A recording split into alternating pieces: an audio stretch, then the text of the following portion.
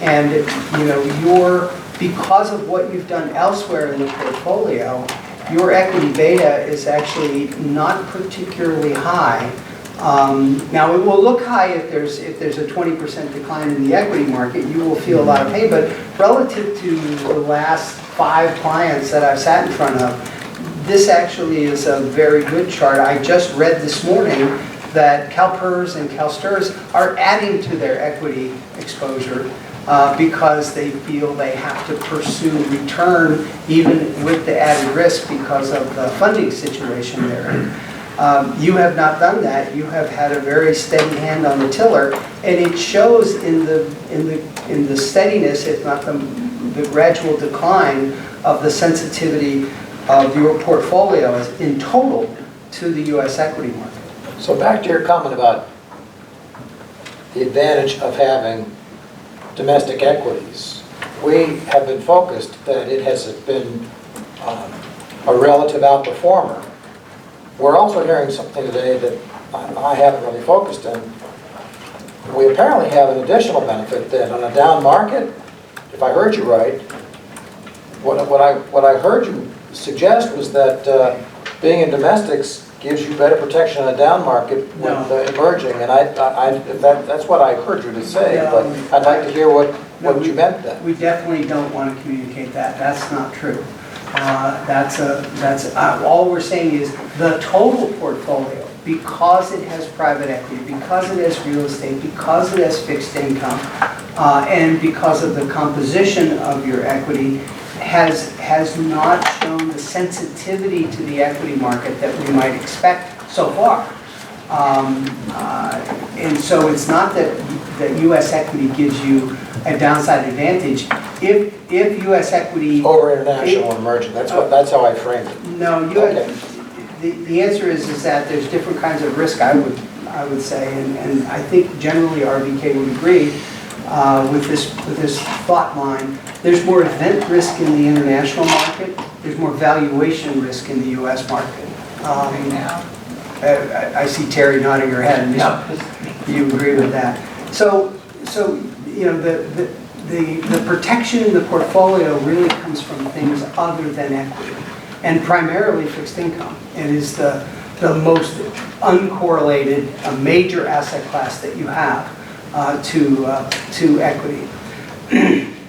The other thing I'd add to that, Mark, if you have the statistic in your head, I know I don't, but if you were to look at the up versus down market portfolio participation, how your returns were in up markets and how your returns were in down markets, in this 10 and 5 year period, there's a very few number of periods with down market observations. So I wouldn't be lulled into thinking that this is an attribute of our portfolio going forward. There just hasn't been that many periods to measure. Now we're happy with the result that we've gotten, but that's one of the things contributing. Yeah, and with the downside risk, my guess, it's hard to without actually digging into the numbers, but in terms of why your volatility is lower over 10 years, I would guess that the international markets have been more volatile than domestic equity. So if you have more domestic equity, you're going to be less volatile than your peers. My guess is hedge funds, depending on what ones your peers were in. A lot of those, maybe they didn't blow up, but they had some pretty significant declines. My guess is private equity was a little more smooth. So, how that plays out in the future, to Becky's point, it's unclear, but that's, my guess would be some combination of those sources as to why your standard deviation is lower. Let me move really quickly to page 14, and you can see the performance of the CAP, the performance of the trusted funds investment pool, and short-term investment pool. The CAP, as you know, it doesn't go back that far because this is a new reporting that we're doing, starting in April 2017, but you can see since inception, which is a little over a year now, you have exceeded the combined benchmark by a bit, by about 15 basis points. For the quarter, it was a little different. You were down about 102 basis points. Again, probably for the 10th time. A lot of that is the private equity and natural resources, which is, at best going to match over a long term, not over a quarter. Trust funds investment pool is a similar story. It's done well. It's the combination of fixed income investments and the real estate allocation that was added. That real estate allocation continues to pay dividends as returns for the past 7 years, actually beyond that a bit, have been very strong and additive, plus the strong fixed income internal management and external managers as well. And then the short-term investment pool, solid performance versus benchmark, and you particularly want to look at the short-term custom index. The iMoney Market Money Fund is gross. The other thing to note there is returns have been a lot better on an absolute basis. If you look back to, you can actually see some calendar year returns here. If you look back to 2013, really through 2016, there wasn't much of anything in terms of a return. But now the trailing year generated 150 basis points, and that will almost certainly continue to rise if the Fed continues to raise rates as planned. Isn't it amazing? I think, Mark, this may be the first time that we've seen a reasonable period of time where cash has actually returned more than duration bonds. I mean, once that happened,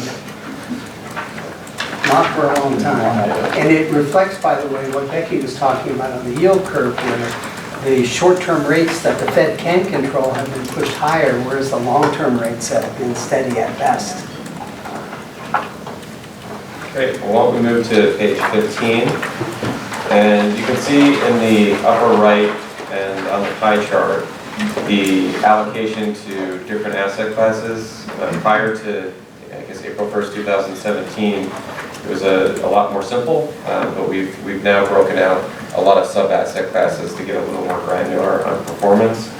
And then on the following page, on page 16, you can see how the different asset classes perform. I'm not going to go through every single one, but a few highlights for the quarter and really for the year. Again, domestic equity on an absolute basis really was the driver of returns for the portfolio, almost a 15% return, roughly even with the benchmark trailing by about 8 basis points, and then trailing by a bit more over the past 5-year period. And I know we'll talk about it tomorrow in terms of that they're having some struggles continued with active management in general, but the move toward more passive investments in the portfolio has paid dividends over the past 5 years. I'd like to interject throw Mike at CEM a research challenge, and that is that you remember during his presentation, he focused on the fact that your custodial costs were higher than your peers. And I would be interested if CEM at some point had a point of view on whether Board of Investment Structures that had many underlying clients, plans, funds. State of Florida, for example, has 26 different types of funds that fold up to their Board of Investment, and it's very similar in Wisconsin and others, whether they have higher custodial costs than peers that do not, that have either very few plans or a single plan, like somebody like CalPERS, for example. So Mike, that's a research idea. Mike's gone. Oh, darn. Where? Well, even better to give him an assignment when he's gone. Yeah, that's right. He'll be expected to report. What's your theory on that? I think the answer is true. I think it's a combination of, if you look at page 15, you see that you have a very well diversified portfolio, which means you have lots of different types of instruments that need to be priced and accounted for. And then also you have, over the top of that, all the various plans and funds that are underneath your purview. A lot of boards don't have that. Right. It's a fair assessment. So I think that may explain why your custody costs are low.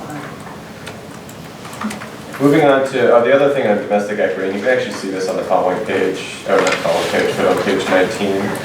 Your peer rankings have actually improved quite a bit. You are trailing the benchmark a bit over that 3 to 5 year period, but relative to peers, you're actually doing pretty well. You've outperformed really the top quartile over the past 5 years despite that kind of performance. So we have seen some improvement in domestic equity with the strategy. Passive large cap, a heavier weighting on small and mid cap, and more active there. International equity, not a similar story in terms of absolute return for reasons that Becky hit on some of the events, particularly the trade disputes going on, hit international equities, part of the U.S. equities, particularly our emerging markets. So you did have a negative return there calendar year to date, but you did have relatively strong performance versus your benchmarks. So your managers have added value all the way up to 7 years now. So that's a positive outcome. And then on page 19, it's a little more mixed, but generally positive with your rankings versus peers. And keep in mind that your allocations are different than peers, but over that 3 to 5 period, you're right around median. If you remember, and you can actually kind of see it in the 10-year, you're not at median. You were far behind, so we have seen some improvement there. Broad fixed income, I'll skip over. The long term is different than the short term. It's essentially greens at this point, so I'll skip over that. It's a little difficult to make any conclusions on some of the fixed income sub-asset classes. It hasn't been too long since you entered those asset classes, and the general theme is you're right around the benchmark. The only one that stands out is the high yield allocation. Since you added that to the portfolio, you've underperformed by 119 basis points. I would say this is not atypical from other clients that we're seeing. There has been some rally in some pretty high-risk assets that a lot of these managers won't hold. So that has been a general drag on active management performance in that sector. On the positive side, if you look at the fiscal year to date, as opposed to some of the other sectors in fixed income, you do have a positive return there from of about 1.4%. I'll skip all the way down to natural resources. Again, this is more for explaining some of the underperformance at the total fund level. This is a benchmark that at best it's going to be somewhat similar to your holdings long term, but over a short period of time you can trail dramatically. If you look at the fiscal year to date, Joe can probably comment on this more, but my guess is it's simply a function of different holdings in the commodities benchmark, which actually had a pretty strong rally for the fiscal year to date, whereas your natural resources portfolio has a timber element, which is not going to move. It's just like a tree, it grows very slowly and steadily. I don't know if that works. I'll check the video to see if I got sympathy last. You called it a tree. That does not count against my quota. No, it doesn't. But anyway, there's some benchmark mismatch there. Real estate, at least for the quarter, you saw a huge rally in REITs and private real estate, as you know. They have annual, infrequent appraisals. It's not a daily reevaluation like public real estate markets. But to Jim's point, if you look at it was tough going in those early years when the real estate program was added. You're now positive over 10 years, which is including some pretty treacherous times in the financial crisis. And if you look at that 7-year period, you've compounded net of fees 10.6%. So this has added quite a bit to the portfolio, despite those early challenging years.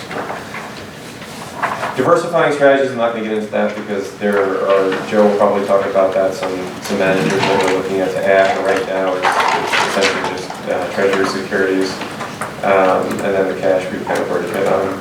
The private equity pool it's the same message for a long time now. You are trailing a public equity index during a large extended bull market, and that's really the source of the underperformance for the quarter to date. It is interesting to note that the calendar year to date hit a solid market at 6.34%, and you did outperform a bit. But this is a long-term asset class. There are benefits not just in terms of potential return enhancement, but significant diversification. We still wholeheartedly support that allocation. One other comment I make, we did a little bit of research on this. About 15 years ago, there was something called the Wilshire 5,000 public stocks. Well, the Wilshire 5000 now has 3,400 stocks or so. Randy would know this. The number of listed equities has been shrinking dramatically. And so one of the things that is bedeviling institutional investors is there's a whole bunch of the economy that you would like to be invested in that you can't get to through buying stocks in the stock market. And it's providing one of the justifications for continuing allocations to private equity, because it is the only way that an institutional investor can take assets and get them applied into a part of the market that wants no part of the New York Stock Exchange or the NASDAQ or anything like that. Now, the challenge, of course, is, as you remember watching the CEM presentation, is that it's a more expensive route to get to that exposure, but avoiding it, if the trends continue, there's going to be a large part of the investable set of economic activities in the U.S. that it's the only way you'll be able to, as an asset owner, as an investor, to get access to. So it's one of the things that we're struggling with to figure out, its total implications and what it should mean to private equity allocations. The last page that I'm going to go over, and we're right up on time now anyway, is page 20, and I know Jim touched on this a bit, but it is a good page to show how your asset classes are working together to reduce sensitivity, what we call equity beta. Basically, along the top, you can see a yellow line, which is your international equity portfolio, and how that moves relative to a proxy for equities, this S&P 500 index. Interesting thing is you can see from 08 to almost 2015, international equity markets had more beta than domestic equity markets. And again, this may have fed into your lower volatility relative to peers. And then you can see the diversifying asset classes that you have added over time. Along the bottom, fixed income, obviously that's going to have a low beta to equity. It's a capital preservation asset, which is why you have it in the portfolio. But maybe not so obvious are the real estate and private equity. I don't know how you describe those colors. My color sight is not that good. They both look purple to me. But one is private equity, one is real estate, and they're actually pretty strong diversifiers in the portfolio. So that covers high-level performance. We do Does have. this page help explain something on downside risk? It's not really. It might, but it's just hard to tell. It definitely.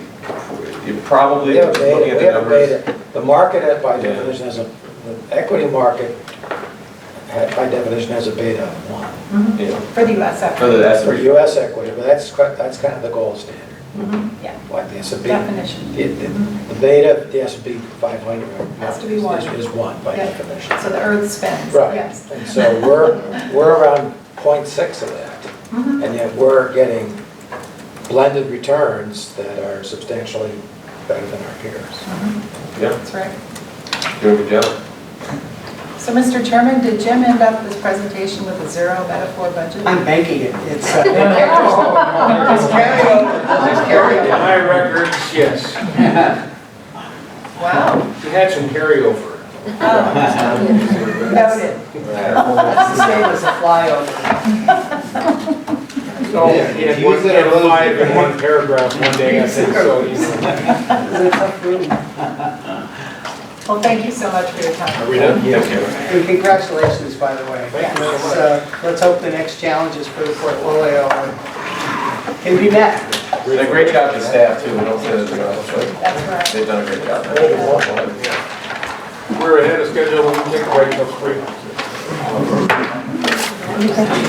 That'll put us on.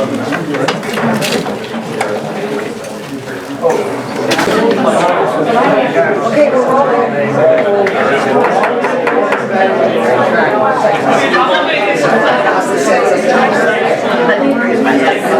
Did I? 8 out of 8. Okay, sorry, I was late, I was a business phone call there. David, we're to you on the real estate holdings.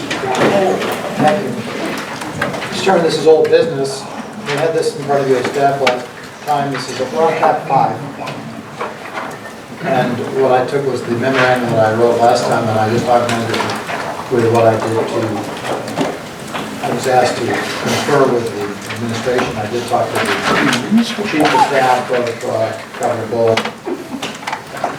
And as I say in my memo, he reiterated the administration's desire to keep its options open. And it certainly continues the support of owning these buildings. But other than those comments, they're not opposed for if you decide for action moving the portfolio from pension to trust fund. And so that's my recommendation based on, well, as far as the actual price would be the appraised values that we have in front of you. Again, we feel it's a better fit. It's a fit. These assets historically were purchased for various reasons, and they are held by the pension monies, funds. We don't really manage them for return. We manage them for lots of reasons, including income. It's not just income, and we have state agencies, we have state employees. And so it's the relationship that's positive, but it's enmeshed. And it's because of that enmeshment that we feel like we have a better fit with trust funds. And I think we avoid a potential fiduciary vulnerability with them being in the pension asset class. And so I would acknowledge that this has been something that I've struggled with for some years. Joe is now with this 3 years has also brought to my attention. And I do think it's the appropriate thing. If you don't, I mean, it doesn't change the status quo. This is more, it's a bit of an intellectual exercise, although it does involve $20 million. I get that, but trust fund picks up a strong income asset, a strong current income, and pensions would pick up about $20 million in cash that could be redeployed. Those are my prepared comments. Joe, do you want to add anything? That's what I've said. Nothing to add. No, I'm supportive of moving the assets for the reasons you've reviewed, but nothing in addition to that. So again, my recommendation, to crystallize it, is are the assets that are held in state, they're listed here. My recommendation would be for you to have those purchased, sold from pensions, purchased by trust for these prices at some future date, but sooner rather than later. There was an issue about separate counsel. I don't recall how that was resolved. Right. I thought that it might be additive. I think at this point, I guess I don't know. I don't believe it's really essential or necessary. I haven't pursued it. You would need to decide, if you want to decide this issue, whether you think that we should have it'd be kind of a legal fiction, right? It would be the legal fiction that you would separate yourself, you would separate your judgment, or you delegate some of your judgment to an attorney and some staff, and then you'd have somebody on one side, and then you'd have another side with some of our different staff and another attorney. So we might have Luxon and Murphy on the buy side or the sell side. We might have state counsel on the buy or sell side. They would obviously be the buy side and Luxon. I don't know if we need that. I haven't paid a lot of attention to it. I'm not sure that it's worth the exercise.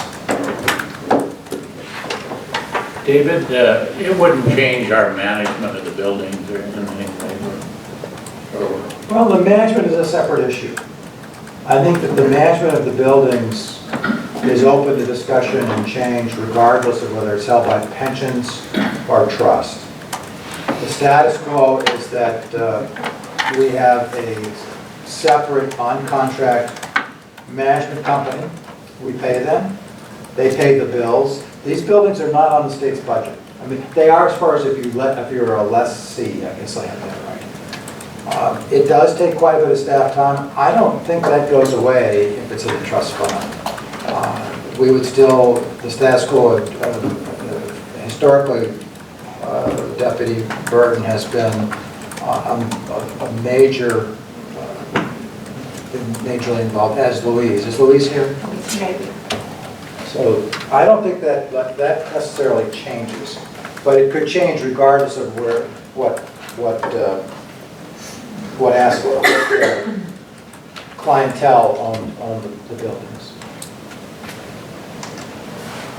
I guess I would also, to round this out, I'm not an advocate of just straight selling out. I just think that I'm not an advocate of just blowing the properties out and just putting them and just selling them out. I mean, that's another option, but I would oppose that. And why would you? Well, it's my last meeting. No, so I might be a little more bold if that's possible. It's almost impossible. We have not had a building authorized by the legislature, which I've been part of. The last building that was publicly authorized that involved state workers happened in 1983. You mean the last building sold? Well, the last building that went through long-range building that was done by bonds for state workers To construct the building was the Metcalf building.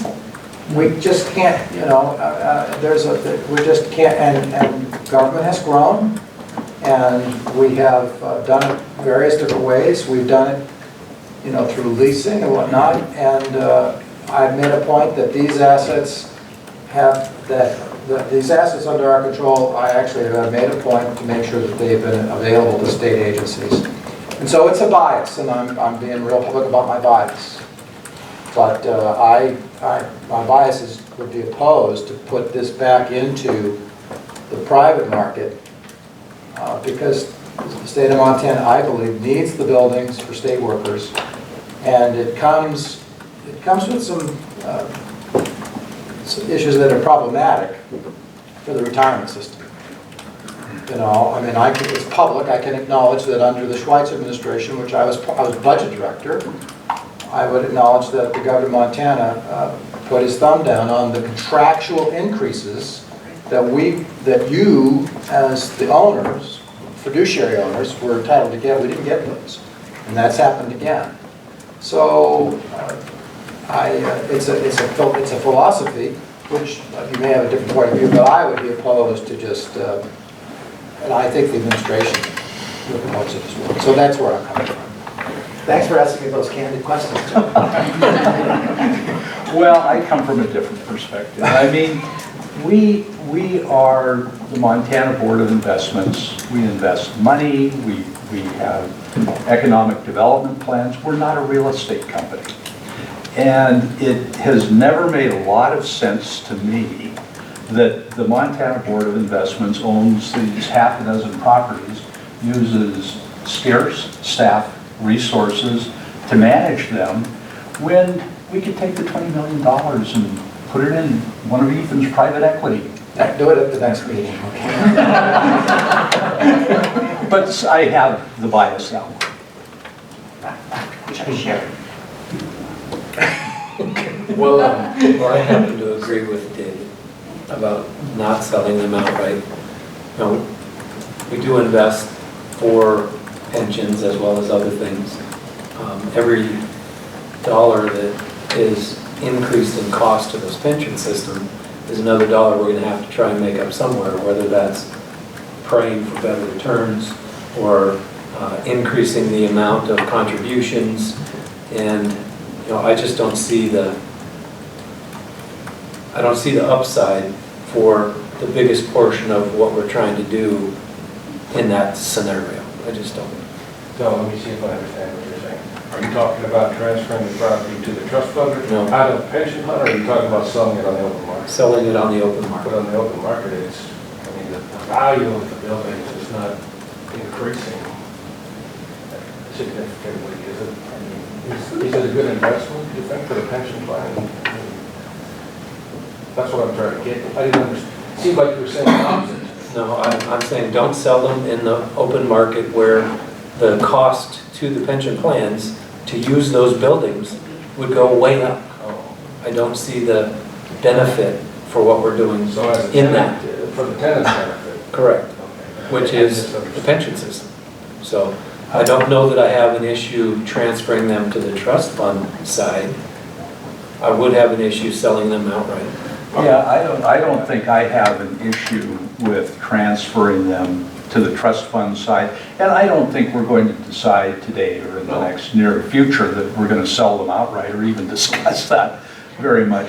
But, you know, we do need to remember we're here to make money for the pension plans and the pension systems.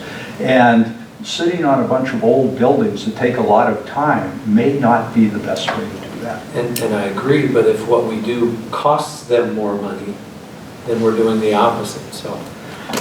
Because right now, if we have funds left over out of our allowable percentage based on the option stuff, that money goes back into the trust. If you raise the rent on these facilities, then there's less to go back into the trust. I agree with Jeff.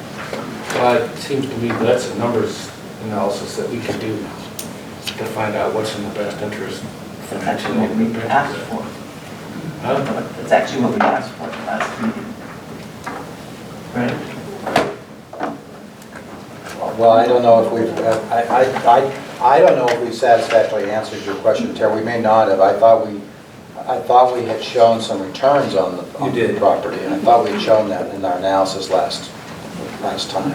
I think we showed what the kind of return we had over the life of them. I think it was in the low sixes. I'm not sure it directly relates to what we're talking about today in terms of the transfer of the trust fund, but I would like to, if I missed it, I apologize, but I'd like to see a comparison of the benefits to the pension plan of being a tenant versus the benefits of holding these properties, and see if there's an analysis that makes sense there, just so we know whether we're making a wise decision or not. Some of it's gonna be only gosh type analysis, because if we sell the buildings, we have no control over what rent Well, charging the you have to tenants. assume market rent.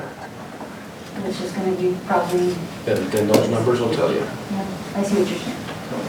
Yeah, Anyway, do we have a motion on this? it said, I was just reading the minutes. Jeff Greenfield suggested before the August meeting it would be useful to receive data on the change, what the benefits would be, whether assets are better than trust funds, and whether a sale would be a better option. I think So I think that's what we're asking for. We can still go there, Yeah, is what I'm saying, I think. yeah, we after that, we need that data. But for the time being, do we have a motion on the transfer? To see where the board is at, I'll make that motion. All right, is there a second? I'll second for the purpose of discussion. All right, so I don't, if I understand what we're all saying here, regardless of whether we transfer it to the trust fund or not, we still have these properties, we Right. still have the issue of whether we want to keep these properties or not, and whether the income justifies it versus the pension plan. So I don't, unless I'm missing something, I don't see that there's a big issue with this particular No. motion.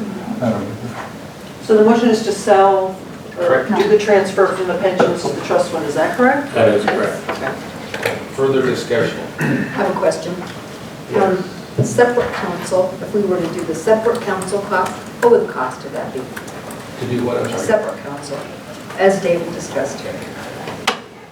I don't know, David, do you want to answer that? No, but it's probably gonna be a couple $1,000. I would think $2,500. Whether Mike Mannion would be, whether he would bill us or not, clearly we'd have to pay Greg Gould. I don't know how many hours that would take. My question is, what would they be, upon what would they be giving their opinion, the transfer? Well, you would get some, I mean, I don't know how valuable the cover is for you, but theoretically, you would get some sort of cover where you'd have a potential meeting of minds that neither one was being advantaged or disadvantaged by the price from the appraisals. I'm not sure that's a legal decision. I think the appraiser would issue that opinion, if you believe the appraiser. And Jack's a banker, for God's sakes. I have a question too. For So, whom? I have a question with Jack. So was your motion then with the as-is, of the as-is value transfer to the trust? Yes. Based on Based on these appraised values. which the values are the front page, it's the 9.585 for the current rear-wheel drive. Right, as it is. Okay. It's not the numbers on the back page, it's the other. Yeah, the, Thank you. No, not the base, right. I think the appraised value is the first one. Is there more discussion on that? We'll try a voice vote. All those in favor say aye. Aye. Opposed, no. How about that? What a call. Okay, we're on to the treasurer's fund investment. Joe. I just want to clarify the timing. So we're doing it as, using Well, as soon as these you prices, but as soon as possible. Yeah, is I what you're think saying. since it's comfortable for you staff to do Just so wanted to- unless there's some issue with it. No, just, Well, there's some mechanics and some procedures that we need to work out. right. And we'll need to figure that out from an accounting side. We need Yes. some time to do that. I think that's important. And you could record the deed tomorrow and I'll figure it out later. That's not the intent, I don't think, so. Okay. I don't even know if the deed's required. I guess maybe that's. Well, we've kicked this around, Jerry. I understand that these things are, it's all one name, right? It's all. It's under the I think it's- Montana Board of Investments. They're all of them. It's a paper transaction. Yeah, we just need to figure out, Right. it's going to take some time, you know, it's not going to be immediate, but it should. I think everyone recognizes that. Right. Any other questions on that? Okay, now you. I don't know if I can follow that. All right. I am on tab 6, Chairman, members of the board. With a couple of items here, starting with the Treasurer's Fund investment policy first. So in our ongoing quest to convert all of these to the kind of the new account policy format, we have done so with the Treasurer's Fund policy. 3 changes there, as noted in the memo, to kind of permitted investments, relatively minor things in my view. And the only other comment I guess I might make about it is that you might notice that it kind of went from 4 pages to 2.5. That's largely because a lot of the legal portion in the original policy statement, either we took out some of the verbiage there, or there were things such as securities lending and the prudent investment expert section, which is in the main body of the separate account policy. What should we replace the LIBOR index? Good question. We don't know for sure. Just get rid of it. Yeah, we don't know. It's slated to go away, definitely at the end of 2021. The Federal Reserve has just, within the last 2 weeks, issued, it's called the SOFR, and I'm struggling to remember what that stands for off the top of my head, but it's a new floating index that they have come up with, which they would like to become the market standard. They are not there yet, so we'll see.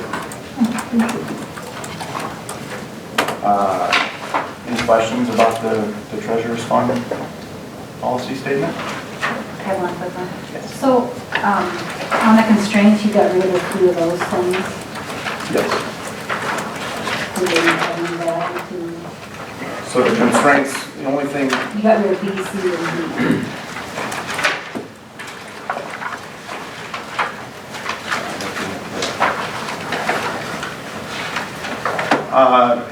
we did not get rid of B, C, and D. We didn't get rid of any of those constraints. They, Oh, you just numbered it. I kind of Numbered restated it them. different. Okay. Yeah, there's no difference there. Thank you. You bet. So if there's no other questions on that one, I think we do need a decision or vote whether or not you want to accept that. I'd make a motion to accept the changes in the treasurer's fund. I would second that. Moved and seconded, any further discussion? All those in favor say aye. Aye. Opposed, no. Motion carries. Okay, moving on to the second portion here, the separately managed accounts description. So this is just a document that board members requested to some degree, or our attempt to address the issue of maybe a little bit more information on the separate accounts. Robin, our summer employee, did much of this work in conjunction with the trust fund, or with the fixed income team. Happy to answer any questions about it, but it would be our intent to put this on the website and keep it updated going forward. I think it's great. Thank you. Yeah, I like it too. I don't think we need a decision on that. That's all I have. Thank you. Thank you.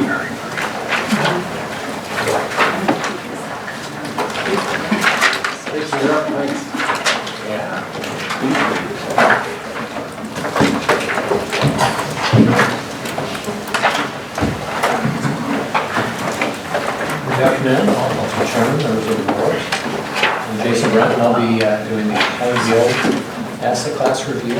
This is in tab 7. And we'll start on slide 3. Just a couple things to start on a note. Some bolded terms are also included in the glossary, but feel free to stop me if you're having questions. I'll clarify. Second is, the high yield asset class currently consists of US dollar corporate issuers. So this is consistent with the asset class benchmark. And there's sovereign issuers, bonds in foreign currency. So what makes a bond high yield? It boils down to really higher credit risk. And this can be due to several different reasons. First, higher financial leverage. That can be higher levels of debt relative to equity, higher levels of debt relative to cash flow.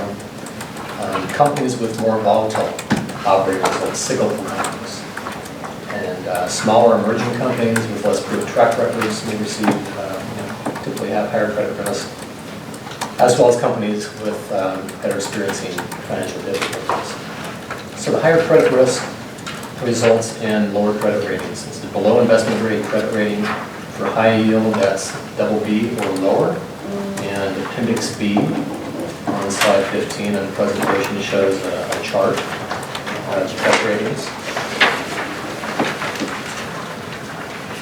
So low credit rating for high yield bonds offer high yields, and that's they compensate for this higher credit risk. When we talk about spreads, you'll hear that term. Spreads are a risk premium. That is, it's the additional yield that you receive on a high yield bond as compared to the yield on a treasury bond with a similar maturity. Maturities for high yield bonds are short to intermediate term, typically less than 10 years. And high yield bonds typically come with call provisions. This is an option the issuer has that they can repurchase and retire the bonds, which effectively means the investor will then have to reinvest the proceeds, presumably at lower interest rates. Page 4, the objectives for the high yield asset class. First is income. That is the interest paid through the bonds coupon payments. Second, return enhancement. Higher yield, high yield bonds offer higher yields than are offered in investment grade bonds, as well as there is some potential for capital appreciation in companies that have improving business conditions or improved credit ratings. And thirdly, diversification. High yield bonds tend to be positively but not perfectly correlated with stocks. High yield bonds tend to be less volatile than stocks.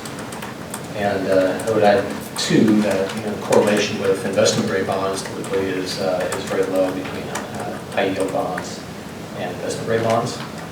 So there is some diversification. Can you talk a little bit about the credit rating in the last downturn? I don't think they performed very well. And how important they are in your analysis? Well, the bottom line first is the managers that we invest in. They are doing their own credit analysis to form an independent opinion, regardless of what the credit rating is.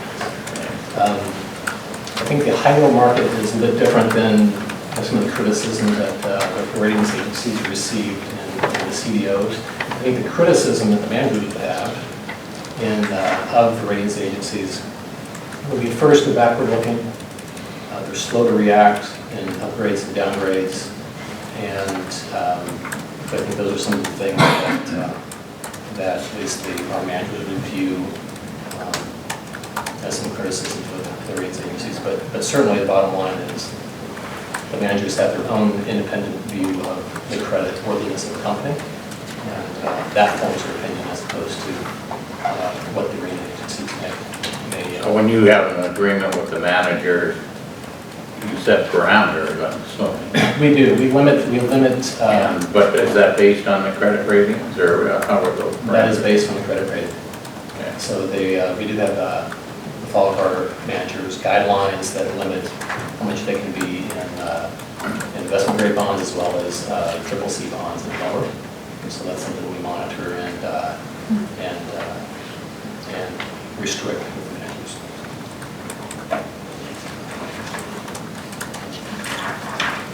Page 5, a lot has changed in the high yield bond market over the years.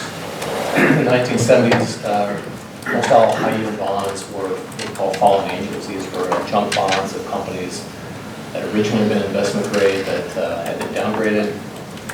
In the 1980s, a market emerged for new issue high yield bonds. A lot of that came around the leveraged buyout boom, which had its own issues that some of the players and scandals that tended to tarnish the reputation for the high yield market. But today, the market has grown and evolved a lot into a legitimate asset class. The U.S. high yield market now is over $1 trillion in value. The index has a diverse representation of industries.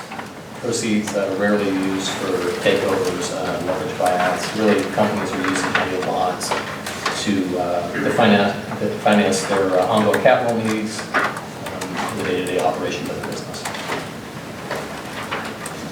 Page 6, some of the risks of high yield bonds. First, business cycle risk. The high yield bonds are more sensitive to economic conditions, health of the economy. Second, credit risk. We mentioned the higher credit risk for high yield bonds than for investment grade bonds. Thirdly, interest rate risk. Although high yield bonds tend to react less to changes in market interest rates than investment grade bonds, they're not completely immune from that. And liquidity risk. High yield bonds are really traded over the counter, so very little trades on exchanges like stocks, plus smaller issue sizes, lower trading volumes can at times lead to limit the ability of a manager to sell a bond quickly without affecting the bond's price. Page 7 shows the current portfolio. Our current exposure is 2.8% of cap, which is close to the midpoint of the approved range of 1 to 5%. And you see the roster of managers, and note that we added 2 managers in the last year, Shankman and Oaktree, which we funded in December 2017. Page 8 shows the current exposure by credit rating. Slight overweight to single B and triple C credits, slight underweight to double B. I think the overweight, the slight overweight in triple C credits can be explained more exposure to defensive companies or industries that are viewed as misrated by the manager. These are companies that have more leverage but have more predictable cash flows. In some cases, we'll see when we look at the industry exposure, like in the technology area. These are companies that have predictable recurring revenue business models. Jason, you said the manager. Did you mean the rating services? No, these would be, so in the triple C area typically, as we look at, some of these might be split rated, so they might be triple C rated by one agency and double B by another. But really these exposure we have, I think that leads to the overweight, is these don't necessarily trade like triple C bonds. These trade like higher quality bonds. So I think that's This gets back That's to- how it comes to. This gets back to one of the raps, that the rating services have a reputation of being slow to mark, to change ratings. And there's a play there. I mean, you can buy better quality, and it's got to see if it goes up to an officially B, you're going to get a price pickup theoretically. So I think, yeah, so the misrated view is that our manager views it as misrated, and Right. we view it as higher So quality. misrated by the rating service. I would say too, one of the criticism I think managers might have of the ratings agencies, they tend to paint industries with a broad brush. And so there's an opportunity there if when the manager looks at a certain amount of credit in a specific industry that may have different credit dynamics than others in this industry. So Jason, can I ask you a question? 'Cause Sure. Maybe on this stuff. I understand the reason that B and C are considered overweight is because their portfolio percentage is greater than the benchmark, right? And then I understand why double B is under it because it's less than the benchmark, but you don't consider AAAs and any of the other ones? It's just. AAA is that- it's cash. because it's- Triple Bs, a lot of that would be split rated issues. So they're rated triple B by one agency and maybe double B by another one. In some cases, we look at that. We've talked about with the managers what their strategy is with triple B credits. In some cases, if a double B credit is upgraded to triple B, the manager will hold that for a while because they really feel that sometimes it takes a while for the market to react to reflect the price of the bond, that investment grade status. I wasn't sure if it had to have a gap between, a specific gap between the two to be considered overweight. Maggie, my sense is that when you get north of triple B, you're no longer in high yield territory, period. That's what I thought. Page 9 shows the exposure by industry.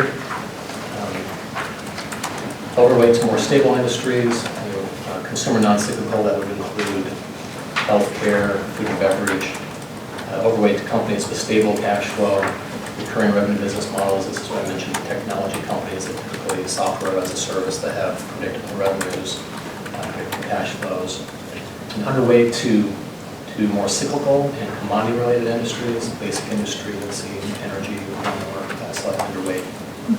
Consumer cyclical would include retail, restaurants, automotives, home construction, things of that nature.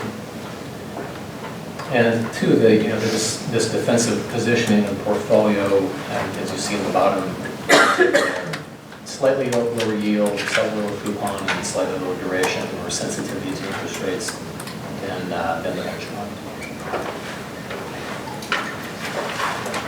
Page 10, a few notes on the current environment.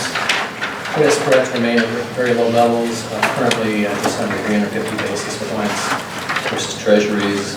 We note, though, that spreads can stay tight for long periods of time. Interesting, too, over the last couple of years, spread volatility, that's the range for which spreads have been at historically low levels as well. With respect to the Fed tightening, as mentioned, high yield bonds tend to do reasonably well in rising interest rate environments. A lot of that because typically that is associated with periods of economic growth where high yield spreads tighten. And two, high yield bonds tend to have shorter duration, less interest rate risk than investment grade bonds. That does seem counterintuitive. Can you tell us why you think that is? High yield bonds typically are more sensitive to, given their higher credit risk, that when the economy is doing well, high yield bonds tend to do much better. When when the economy is less healthy, that's when you can have downgrades, defaults. I think the higher credit risk too influences that as well. Some of that too is just the nature of the higher coupon. Higher coupon leads to shorter duration, basically, versus so that's part of the reason why you get less interest rate sensitivity to high yield bonds than investment grade. To a note, high yield credit quality remains stable. Hasn't been a big influx of CCC credits as we saw in 2007. Default rates of 2% are relatively low levels. One issue that has been a lot of news with trade and tariffs, that the risk in high yield really is company specific. Although I would say that high yield tends to have more exposure to domestic industries like communications and healthcare and large cap equities. Jason, I don't know if you're going to go over the appendix. Are you going to go there, or are you? Go ahead, if you have a question. Basically, I'm just trying to assess, so default rates are 2%, and it looks like during the last 3 recessions, if I'm reading page 14 right, the default rate was 12%. Is that right? I'm not sure what par weighted default rate means there. Yeah, so you can measure it by issuer or par, so the value of the bond. You might have, you might have one issuer, one very large issuer that would affect the. So is the 2% of par weighted, are those apples to apples? Yes. So we're at 1/5 of the, thank you. 1/6. Another question? It seems like high yield has a reputation of being equity-like. And so in that sense that it acts like equity at times. Is there any way to judge or to measure whether high yield is acting more like equity now than it has in the last 5 years or 10 years? Like I mentioned, the correlations tend to be positively correlated. That's not always, sometimes they can shift, but I'd have to look at the correlation over the last several years. Typically when stocks are up, economy is doing well, high yield is going to follow suit. What's your question? Thank you. One of the difference with high yield is that you have the cushion from the coupon payment. So you have it, typically, you might have a sell-off in equities, but you're still getting a coupon payment from high yield bonds that will provide some downside protections and cushion. Page 11 shows the performance over long periods of time for the different asset classes. You look at the round boxes. High yield has had a very strong run over the last 10, 15, 20 years, but a lower volatility than equities. It's amazing just to look at the 20-year return that the top performer was the high yield index. Page 12 shows the performance of the asset class, the performance of our managers. Really, I think to summarize, the high yield market has seen the strongest performance in the riskiest areas of the market, and that's not just more recently, but basically since the global financial crisis. And this has tended to be a headwind for more defensive, downside protected managers like the ones that we tend to favor. But you have to note that it's interesting to look at how that is persistent. Obviously, we've been a long bull market for stocks, and you see some of the same dynamics in the high yield market. Page 13. Our expectations for the high yield asset class. First, we expect to maintain the approved range, which is currently 1 to 5%. Continue to emphasize downside protection in our manager selection. Plan to, given the current environment, expect to maintain our current exposure, which is just over 3%. But we would likely look to increase exposure to high yield asset class if we saw high yield spreads increase immediately. That concludes my prepared remarks. I'd be glad to answer any questions. On our 2 new managers, just on a real high level, what did they bring to the table that you liked about those 2? Yeah, for the 2, first of all, there is some added level of manager diversification. So prior to the revision, there was 2 managers in the universe, but very strong performance in down markets. Definitely could be the philosophy that we favor with downside protection. We have a little bit different views on individual credits. A little more diversified than, say, Post. Post tends to be more concentrated. Shaken and Oaktree tend to be a little bit more diversified. If there are any other aspects that, these are significant players in the industry, they long track records.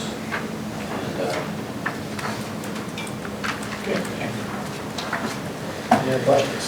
Anything else? Thank you, Jason.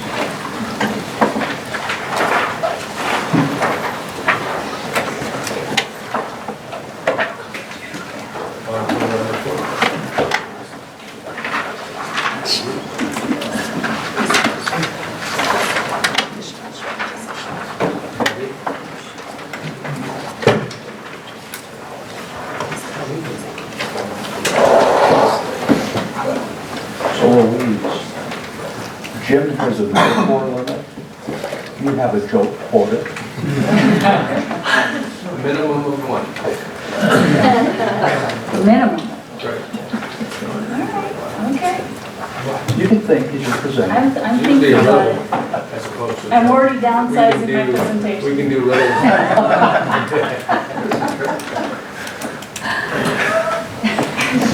Watch it in the dark.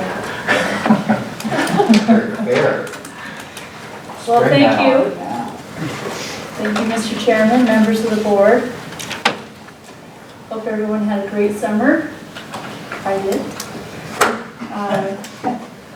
So let's take a look at the Board of Investments loan assets for the Intercap program. Looking at the activity summary,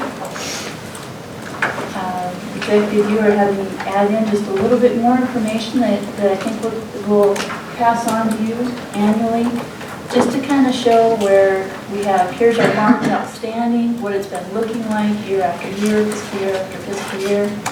You see that on the top there with the loans outstanding, how much of that's in bond reserve, and then the rest of that is in cash. So that would be the liquid that's waiting to be loaned back out.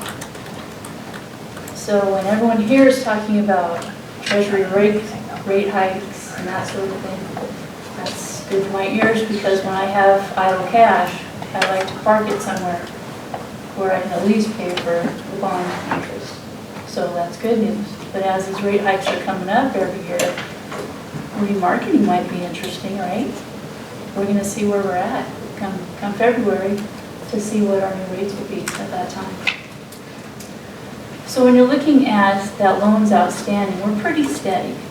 Loans outstanding, you're running about 80 million usually. In fiscal year 17, we had a little bit of a spike there. Now the reason why that happened is because we had some large ones come in right in June. So we had the university loan for $5 million, you probably recall that one. That one closed into June. Cascade County, we had that county building project, $2 million, that one closed. So it was just a little bit higher. So we had a little higher thing going on. Another thing you're going to see on this is the loan commitment spending, $42 million. So I think we still have a lot of interest out there, don't you? Now what I do want to bring out here is with the $42 million commitments outstanding, the Department of Justice loan, that one matured in June of 2018, but I didn't get the commitments off the system until July. So they had about 4.2 left in their commitment. So that's part of that 42.2. So you're looking really at about 38 officially of commitments outstanding. So we're looking down here at the bottom, these fundings, and fiscal year 18 looks a little wimpy, doesn't it? But I'm not really worried about it, because we have, when you're looking through all that information that you have coming up, a lot of that was delayed projects for that interim financing that we have out there. So a lot of those that you see in that list that I provided, the 2 millions, the 1.3s, that sort of thing, those are starting to come to close. So this month we're closing on 3 of them, they're starting to fund, things are starting to happen with those. So it was just really a timing thing when it goes for the information going out. So was there any questions on the activity summary piece of it? Okay, so let's go on over to the staff approved loans. We have 10 of them. There was one new one, and that was a school district, Plain Schools. That was a new loan, a new borrower. And actually, another thing that you'll see in that whole list is that all over the state, Intercap has been used.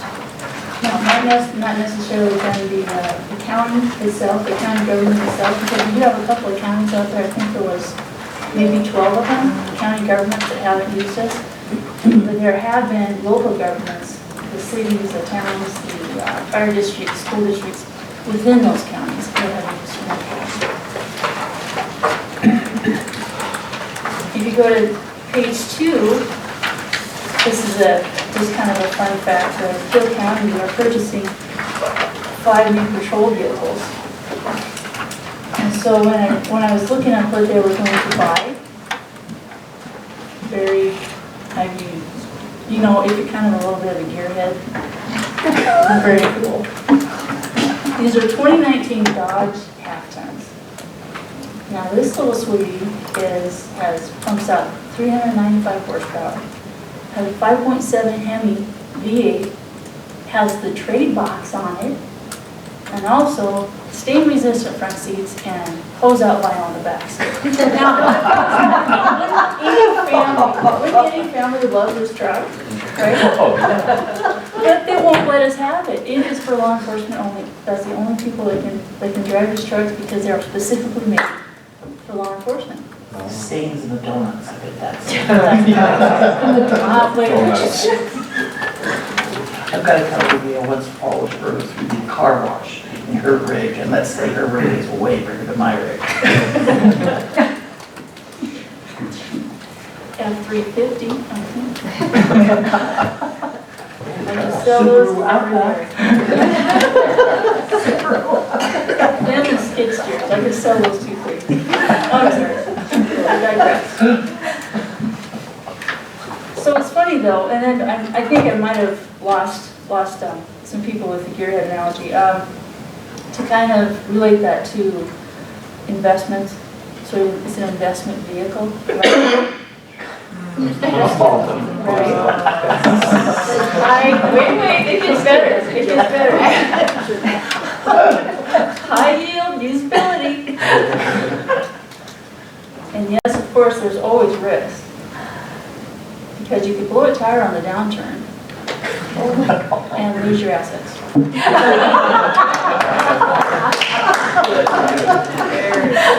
So are there any questions on staff approved loans?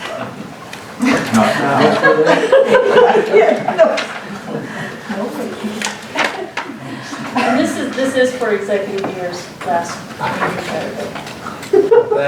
Thank you. All right, so moving on to the next memo in regards to the annual loan detail report. Again, this is something that we provide for you every June 30. Just kind of gives you a wrap up of what the loan concentration is, all the information that we put in behind it. There's in 3 categories. You have the local governments. That's all by county. This kind of, I thought the easiest way to look at it, but if anybody has any suggestions how much better or any different way you want to sort it, I'm open for that.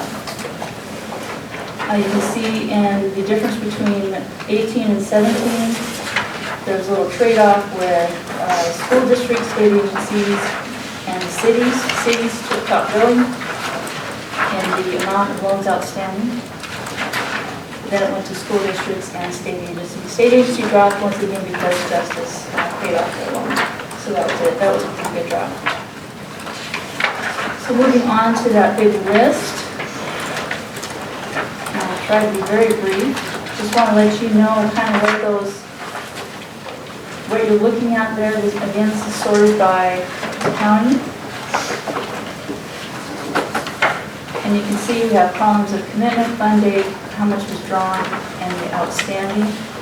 There's also one called remaining, that's the commitment remaining. So that was the one I was talking about, that there are certain ones that are closing, coming up here in the fall, and so moving on from that. So going on that first page, you have Cascade County.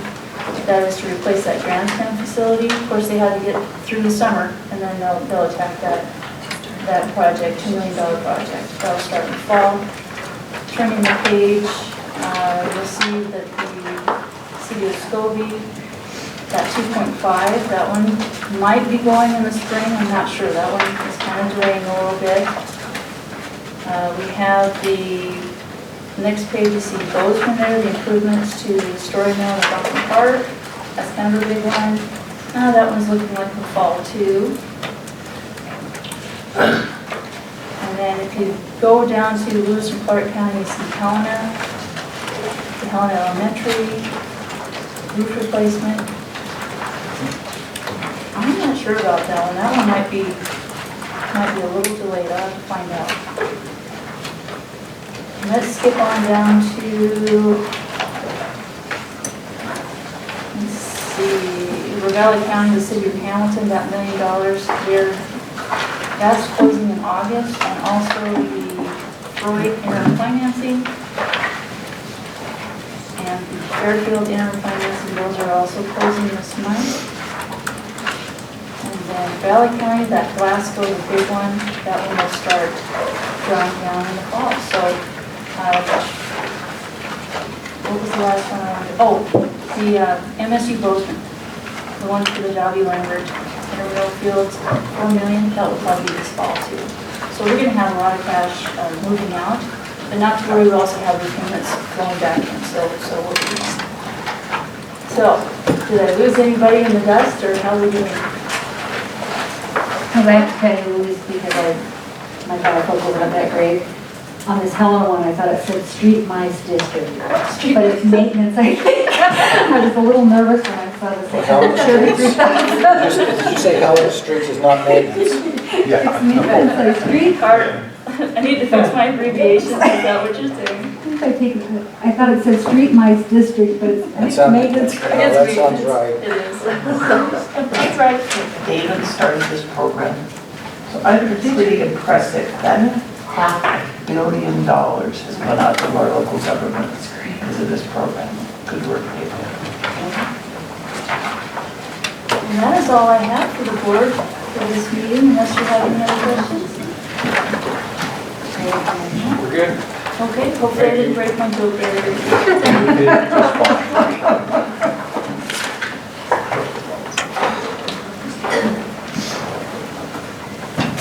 Good afternoon. We're on tab 9. I hope we saved the best for last. The only thing I know for sure is that I'm last. But good afternoon, Mr. Chairman and board members. Just going to give you a review of the in-state loan programs since we last met. As of August 6th, the commercial loan portfolio balance is $180 million. 479,161, and it represents 103 individual loans of participation. And since our last meeting, I've funded 6 intermediary relending program loans totaling a little over 148,000. There are 4 loan reservations that total 5,863,000. And we have 6 loans committed that total $31,373,322. I did attach the reserved and committed loans that are on the books. I don't know if anybody had any questions on those, but they're each broken out. One of the loans that is reserved, the second one down, the Freedom Bank, that one has been approved last week, so that is now committed. Go ahead. So what are intermediary relending program loans? Okay. It's not in the glossary, I looked. It's IRP in the glossary. IRP. What the, Use the acronym. I see, I spelled it out this time, but the relending program loans, that's where if you were a borrower and went into a bank and wanted to get a business loan, and they said, we want you to come up with 25% down. And if you only had 10% down, you could go to an economic development organization and request the other 15% from them, which is considered equity capital. And so the economic development company would make you the loan, and then the economic development company comes to me and requests funding for that loan. So it's a matching program with USDA, and we will put in $1, USDA will either put in $2 or $3 or $4 into the loan. So it's essentially equity capital funding for businesses to get them approved through the banks. So that's second position, always? Yes, yes. Yeah, they are riskier loans, but you know, since the inception of the program, there's been very little defaults within the program itself, so it's a good program. On committed loans, tell me about the expiration date. What does that mean? So like I'm looking at the springs. Yeah, the springs, the expiration date coincides with the expiration date of the reservation. But if we've already committed. Right, then if they extend the reservation, then the expiration date on that commitment will also extend along with it. So on the springs, their rate expires on the 17th, and they've actually renewed that for another year. So the next report that comes out, it would say August 17th, 2019. Any other questions? The portfolio, excluding the Veterans Home Loan Mortgage Program and Science and Technology, has a yield of 3.8%. That yield is impacted quite heavily by the job credit interest rate reduction. As some of you may be aware, businesses that create jobs can get a reduced interest rate on the board's portion of the loan. It's a really great incentive for creating jobs, and for businesses who create up to 50 jobs can get a 2.5% interest rate reduction on the loan. And there's many of the loans within the portfolio, the participation portfolio, that have taken advantage of that interest rate reduction. So Doug, yes. so you follow up, when they say they're going to create 50 jobs, do we actually follow up on that to make sure that they really are? Sure. Yeah. What we use to verify is every quarter businesses have to complete a wage report. It's called the UI-5, and we get those reports from them, and then we can do the comparison and then determine the number of jobs that they've created. Then is the loan in jeopardy, or the interest rate in jeopardy, or what if they don't qualify for the creation of jobs? What recourse do they have? Right. We monitor, the banks monitor the jobs, and very similar to like what happened with GE, where their number of jobs created was going to go below 40. They initially created 50, and their jobs were going to go below 40, and then we were going to adjust the interest rate accordingly based off of the number of jobs that remain there. So it works both ways. The businesses can continually create jobs and continually get an interest rate reduction on the loan, or vice versa. If they lose jobs, there's the potential that the interest rate could increase on that loan too. That's cool. I have a question. So you talk about potential of a rate increase. How often has that happened? You know, to my knowledge, I don't think we have had that situation, but Here's the man. We had that situation with Wheaton, Montana, on a value-added loan. They didn't create the jobs, so we made a deal with them for the amount of time that it takes for you to create those jobs. After you create them, then I'll raise the interest rate for that same period of time. So we're not gonna, I didn't want to hit them when they were down, but I made a deal with them. Once you get healthy, then you pay that higher rate for the same period that I should have raised that rate. Did you give them a time frame then? They determine their own time frame by the amount of time it takes for them to create those qualifying jobs. So if it takes a year and a half, they hit those jobs, they're healthier, and I raise the rate for a year and a half. Or a year and a quarter. What was there But an end point where it was too late, they couldn't do it? I mean, did you give them a time? Excuse me? they close. I mean, it's to a point where you just don't want to raise the rate. You want to keep those 7 jobs in that small community or whatever else. So you didn't give them a dead, drop dead date? We make a deal. Oh, that was the only one I never had to really institute it. But out of all of those loans that Doug and I have created over the past 15 years. Okay, any other questions? We still have the one property in Great Falls. I think everybody can read what we've done on that. We did do a write-down at the end of the fiscal year based off of the sales price that we did have at the time.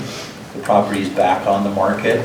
There are several interested parties, but at this point we don't have an offer on the property, but we're hopeful that we'll get one here soon. The residential loan portfolio reflected an outstanding balance as of July 18th of $4,549,635. It's 108 loans. There are 4 loans that are over 90 days past due. Those loans do have FHA guarantees on them, so there is virtually no risk of a loss on those loans. And then the last item is the Veterans Home Loan Mortgage Portfolio. As of July 18th, had a balance of $37,504,312, and that's 221 loans. There's 10 reservations totaling $2,317,480. So after taking those reservations into consideration, there's a remaining balance of about $178,208 left. So just about one loan. And the only, at that point, the $40 million has been used up, that was allotted. And then if there are pay downs, then that money will become available to veterans to use to get the home loan. So when you said it's one with 90 days, do they generally catch up on these? Is that? It depends. This one has been in default once before, and they did have, were able to catch it up, but I'm not sure if that's going to be the case this time. It doesn't appear from this one, considering what the value of the property was and the amount that the veteran put into it, that we will have a loss, but it all depends, you know, on the market and the condition of the home. It's like a chapter 15 coming to me. Maybe. Hope. Any other questions? All right, thank you. Thanks, Doug. Can we call Herb up just to see if he has anything to add, or for old time's sake, or? I don't know if I'm on the agenda. What? I think we already left that. Right, we'll get Herb. Welcome Flip up again. Okay, Mr. ED, what do you have? Mr. we're adjourned, we don't even have to do this adjournment, we're done. What's the, yeah, well, whatever. What's the schedule? Tonight? Oh, 6 to 8, everyone should know where they're going, who's going. If you have any questions, come see me, or they'll post there, John, is that it? Anything else? We're adjourned. I don't.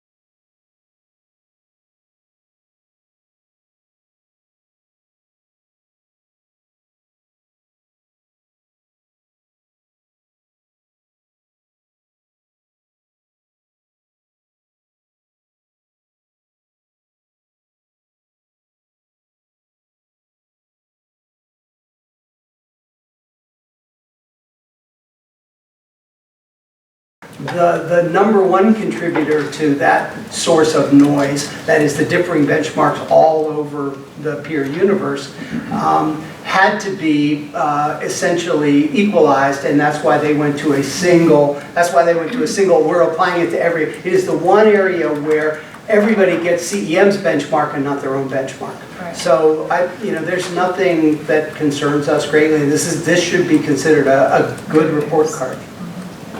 I don't know if you agree with that, Mike. Okay.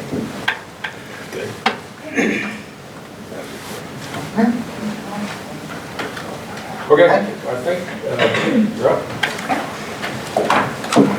You got all three? Well, overkill today. No, I'm just along for the ride. Well, you got the chair for the. Yeah, I know. Yeah, oh, my I goodness. got the shit's chair. Is that even shorter?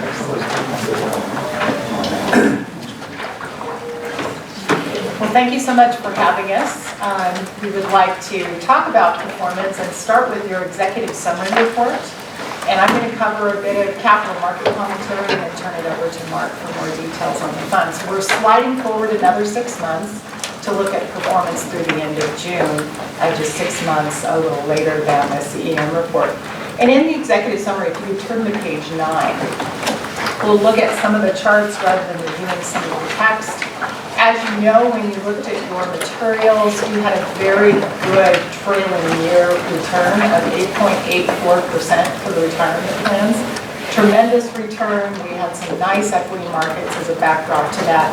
But a lot went on during this 1 year period. And I thought I'd draw your attention down to the bottom left-hand corner.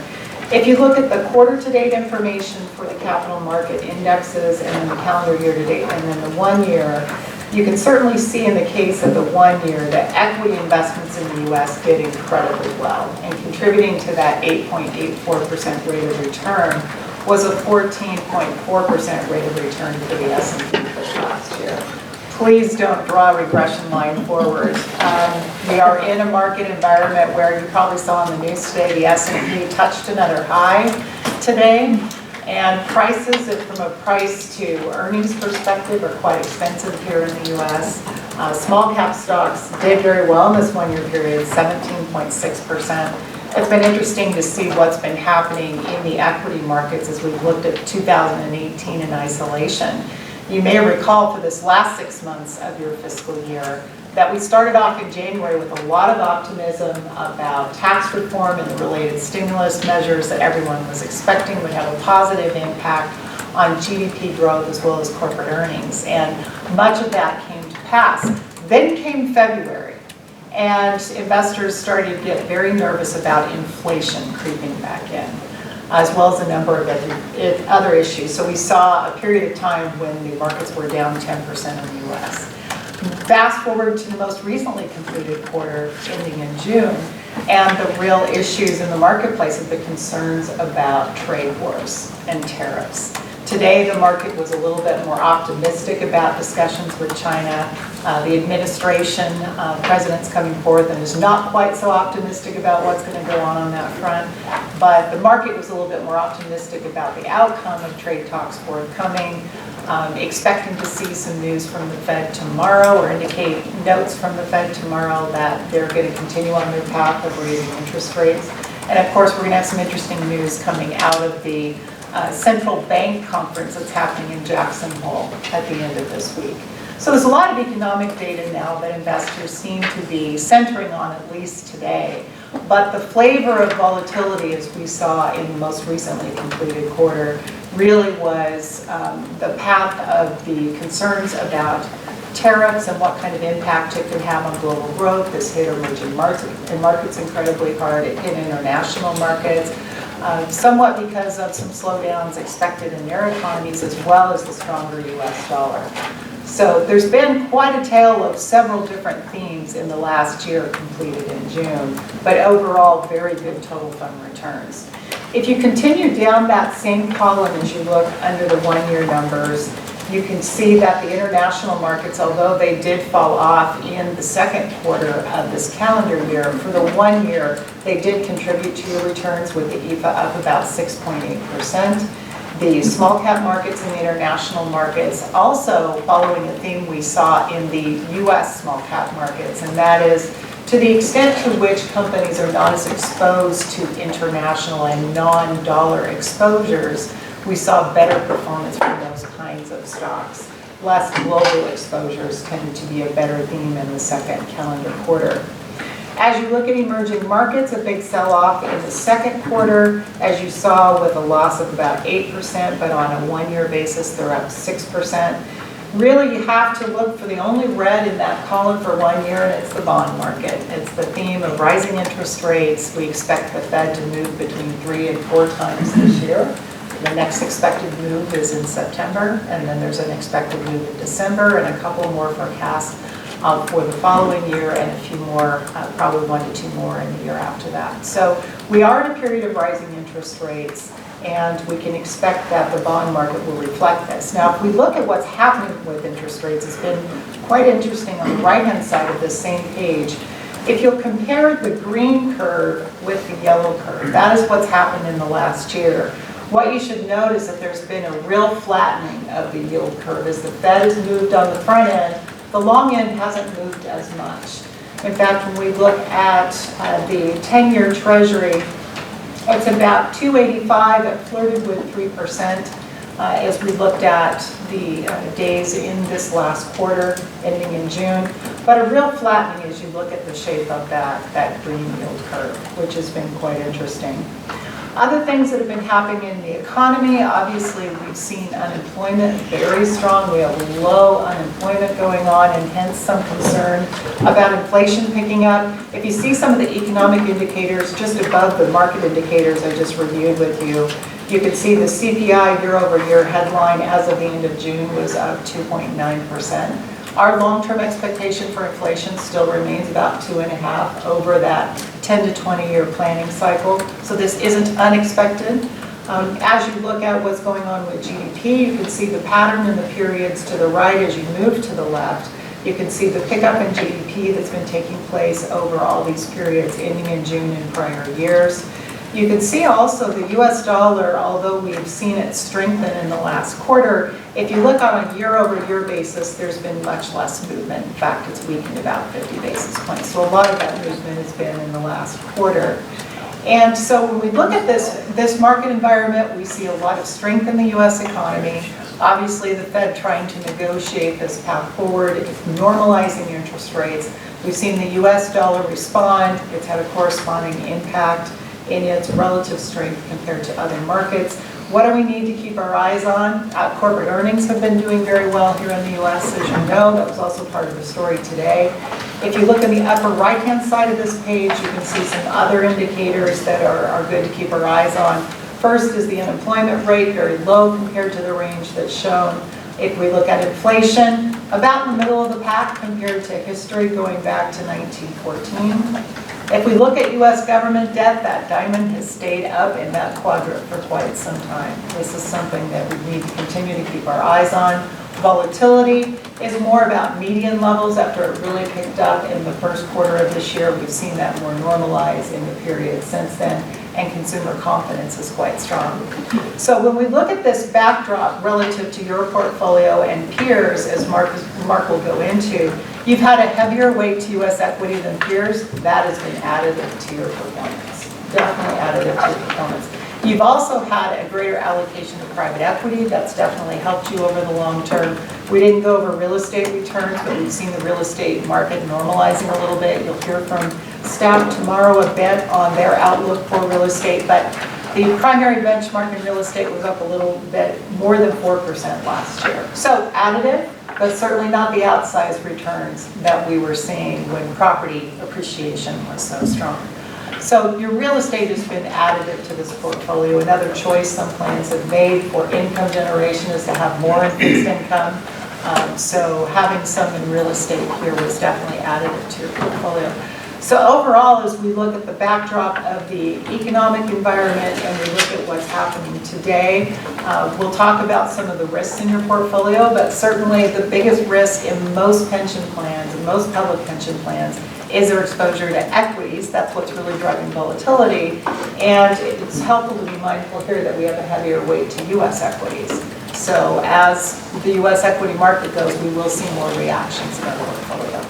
And I would just add that as you approach asset allocation thinking going forward, you'll have a different sort of construct to think about, and Joe has a different construct to struggle with, because the expected differences over some period of time now between fixed income and equity or real estate, for example, is a pretty big gap. So, you know, even if interest rates don't rise any further and actually create negative returns for fixed income, the coupons then will drive everything, which is, as Becky said, if you're out as far as 10 years, that's 2.85%. So there will be a temptation among many institutional investors to say, well, why shouldn't I squeeze my fixed income allocation down even lower? Because look at these equity returns for 1, 5, and 10 years. But that will become a real risk-reward challenge that you're going to have to make some tough judgments about. Unless there are more questions about the market environment other than the proverbial crystal ball question? Commodities in the 10-year outlook, looking back, not outlook, but 10 years looking back, is abysmal. Is that because of the bull market, or is that a statement that commodities no longer have the relationship to economics that they used to have? And do you have an opinion? Well, one thing that's really driven this, as you know, there's several different elements of the commodity markets, but energy is one that has been watched a lot. Obviously, we've seen a pickup recently. If you look at some of the commodity numbers, specifically for energy, if you just look at the price of oil, we've seen that pick up, although it's started to fall off a bit again. It tends to be somewhat of a gauge of economic growth overall, the consumption of commodities. But is it a gauge of efficiency? I mean, it takes less barrels of oil apparently to drive our economy than it used to.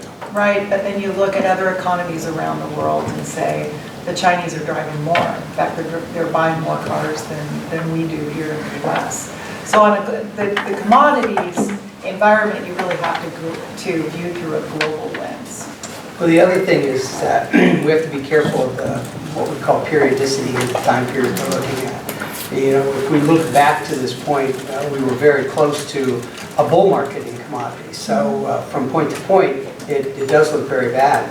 But the two secular changes, one is with us all the time, which is the energy market waxes and wanes, and has a similar effect on inflation. And there were two energy price declines during this period.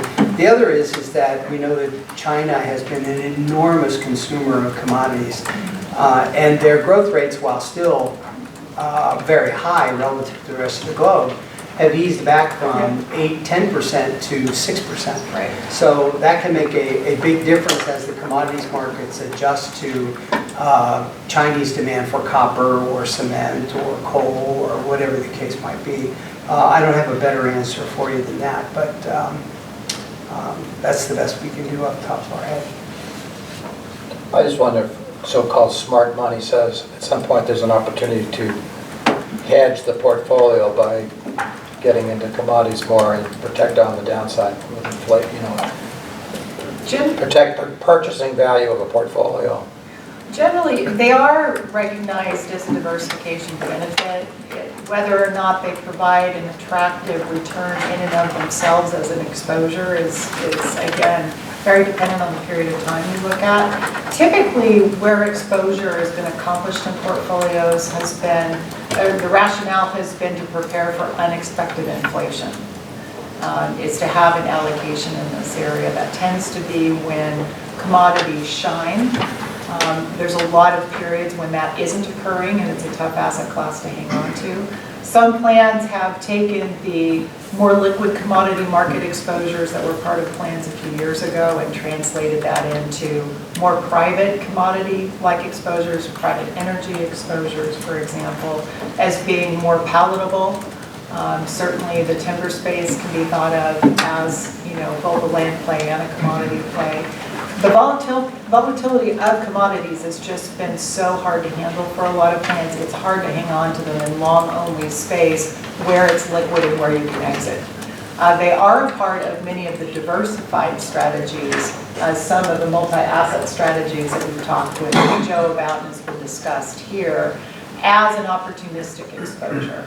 But frankly, a lot of the managers in those spaces that have tried to time the commodity markets as well as currency markets and other liquid opportunities have gotten it wrong pretty consistently over the last couple of years. Yeah, if you look at the deepest contrarian multi-asset class managers, they're somewhat interested in commodities, but they're far more interested in at raising exposure to emerging markets because of the sell-off, which has its own risks or rewards, because some of those declines are because of the weakening of institutions in some of these emerging market countries, as opposed to some economic cycle that can be easily understood. So,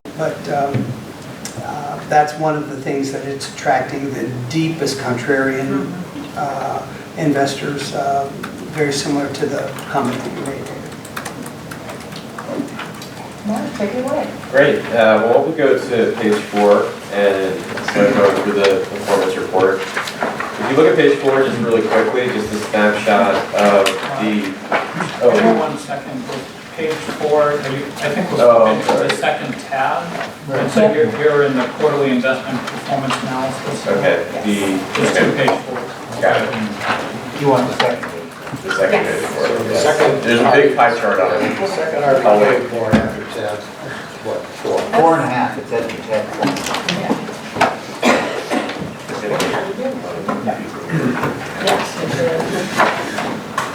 Okay, so if everybody's ready, if you go to page 4, second page 4, you can see the big pie chart, which has the combined assets for all of the retirement plans.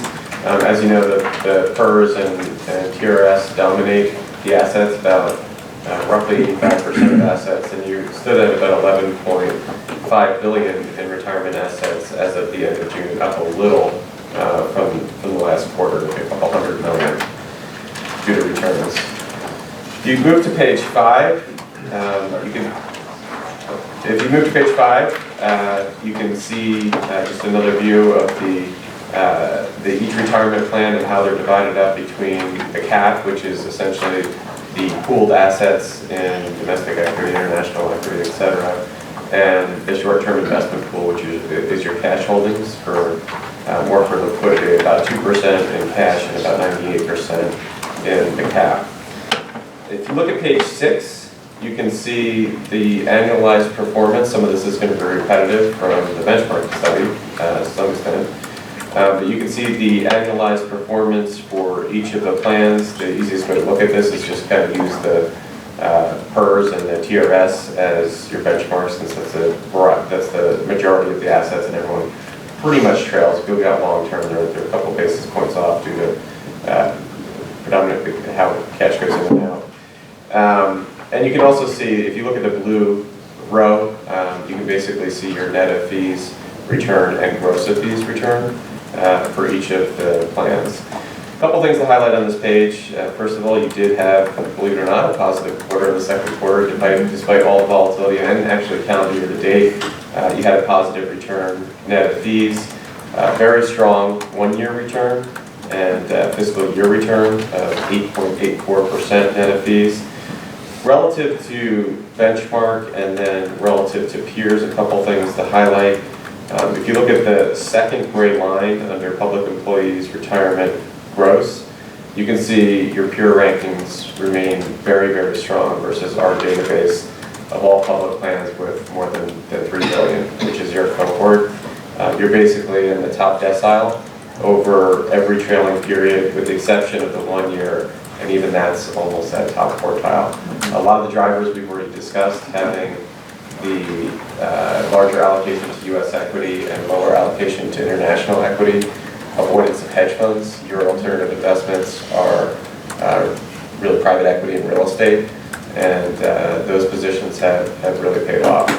The other thing to highlight is you do have some trailing performance versus your public employees benchmark. We already hit on this point.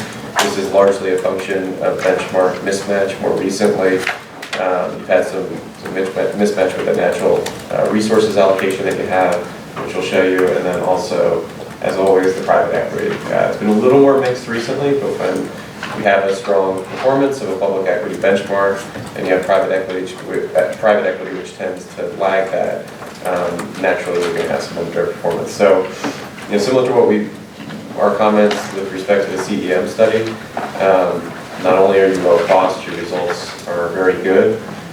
We do caution you, it doesn't always look like this, and some of the positions you had have paid off for a long time. Things may reverse in the short term. Last year we did see international equity outperform U.S. equity. That reversed again this year, but over short-term periods you can see some reversals here, and be prepared for that. But that said, be pretty happy with the performance that you achieved over the past pretty much every period. Pretty happy is probably an understatement. If you move on, we're going to skip a couple pages, and just to reiterate a couple points. If you look at page 9, along the bottom, what you see is, again, versus our cohort public plans with more than 3 billion, you can see sort of in the top, if you look at that green dot, probably about 2/3 of the way down the page, the cap, you can see what your allocation is in terms of some major asset classes, and then in parentheses, what percentile, how you rank versus your peer cohorts. A low ranking means that you basically have a higher allocation. A higher ranking means that you have a lower allocation than peers. And again, this is a couple of these positioning stats, overweight to U.S. equity, underweight to international equity, underweight to alternative, but more importantly, you're underweight to hedge funds specifically, has driven your performance. But again, in the short term, this could change. If you do see a period where international equity outperforms U.S. equity, your peers are going to have a tailwind and you're going to have a headwind. So something to be aware of over the short term. But this does explain some of your long-term outperformance, which is driven by your asset allocation. Maybe just one real quick note before we turn the page. As you look at that alternative investment column, that is your private equity investment primarily. And for other plans, that median of about 18%, almost 19% would be a combination of private equity and the other things they're doing in hedge fund space, et cetera. So you have more just in private equity here than if you were to say split that allocation among the peers. So just a quick note. But it is interesting to look at this and to think back about the big decisions that have been made over the past 7, 8, 9 years. The movement to overweight U.S. equity, huge winner. To constrain fixed income, a winner. To add real estate to the portfolio. Particularly, the longtime members of the board will remember how difficult those first 2 years were. That investment and the pain that ensued has been more than repaid multiple times over by having that allocation in the portfolio. So it goes back to the issue of try to get the big things right, work on the little things, but the big things make the difference. To move on to page 12, there's another page that I know we've shown quite a few times, but always bears mentioning again. The graphic on the top left shows essentially a matrix of your volatility of the portfolio or standard deviation along the x-axis, and then your return generated over 10 years annualized along the y-axis. The crosshairs of the red lines is essentially the median for your peer group.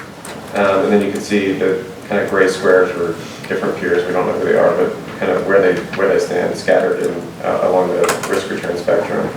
And always the ideal place to be is in the upper left quadrant, which essentially means you're taking less risk, at least in terms of volatility. As you know, there are a lot of different forms of risk, but in terms of volatility, you're taking less risk than the median, and you're getting a higher return annualized over 10 years. So this is a very strong result.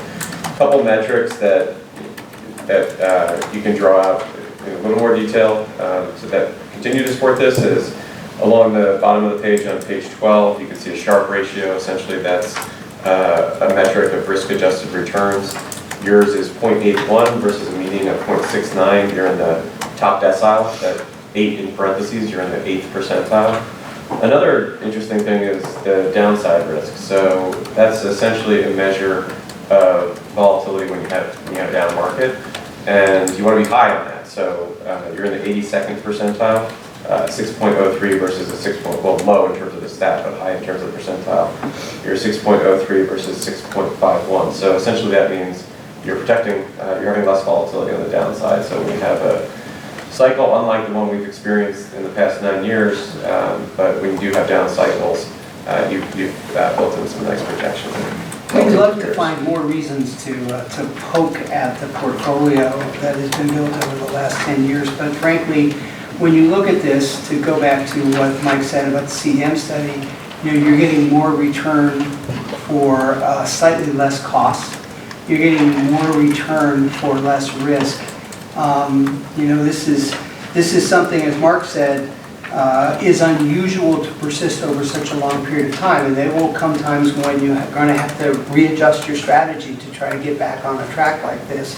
But this track has been excellent by any standard. But if you look at the 5-year stat range, they're not in the upper. Yeah, I mean, this is it's definitely one where you want to look longer term, although 5 years doesn't look bad either. You're essentially taking identical risk to the median. A little, basically 2 basis points more. So identical risk and higher return. And then if you look at the Sharpe ratio there, it's not, the magnitude isn't quite as good, but being in the top quartile on a risk-adjusted basis is certainly not a bad outcome.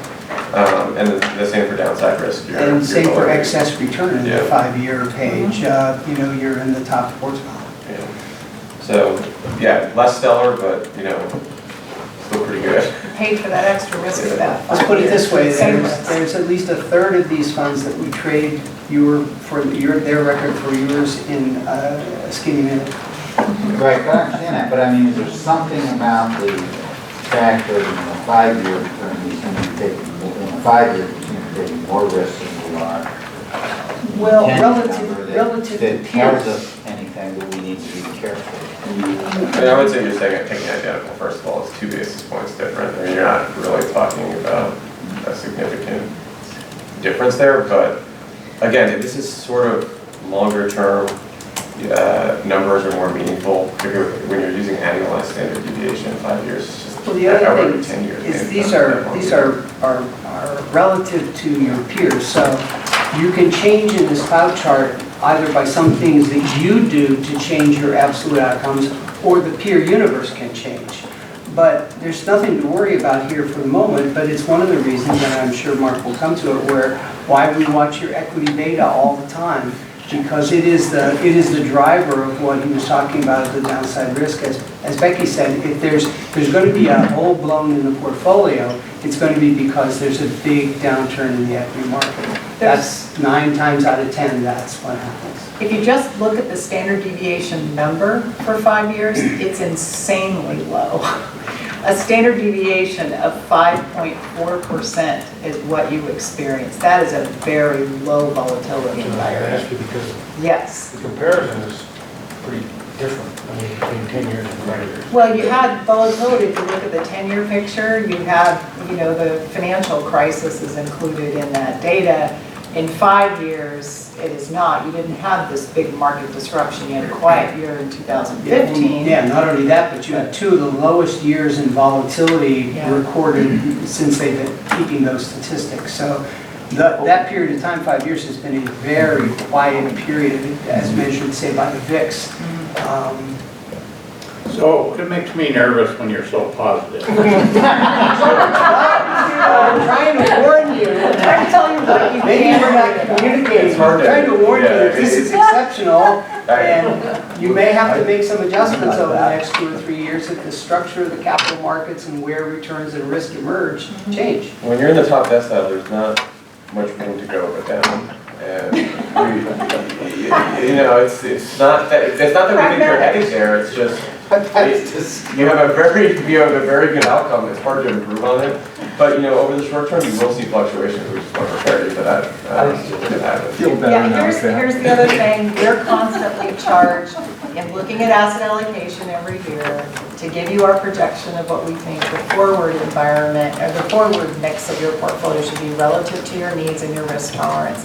So you are not letting this portfolio just drift along with the markets. We're going to reevaluate that every single cycle. I'm sorry, David, I saw you. No, I'll let you finish, but I think we would like to hear again, we have an equity-centric portfolio Yes. that suggests a lot of decline if equities decline. I think I know the answer, but I'd like to hear it publicly. Why is it then that we look good on a metric of downside risk for the 10-year number? Why are we in the 82nd goodness The goodness. of space when we have a lot of equities? You'd think that somebody that was less risk averse, you know, that had 40% in fixed income and 60 equities would have a better number than this, but we Your mix don't. of equities is one of the answers. Well, part of the answer is that That's part of the the equity answer. of real estate, that the collinearity that you know, are these, how do they track going down may explain it, not What like else not is in the, others. what else is in the portfolio is part of the answer. As Becky said, you had the right composition of equity, and not necessarily more total equity relative to a lot of other funds, but you've had more U.S. equity for sure. So the composition is one of the answers, and the other is you can look on page 20, which we watch like a hawk. And because this is the measure of how much, this is the green dotted line, of how sensitive the portfolio has been from 2005 to 2018 to the variations in the U.S. equity market.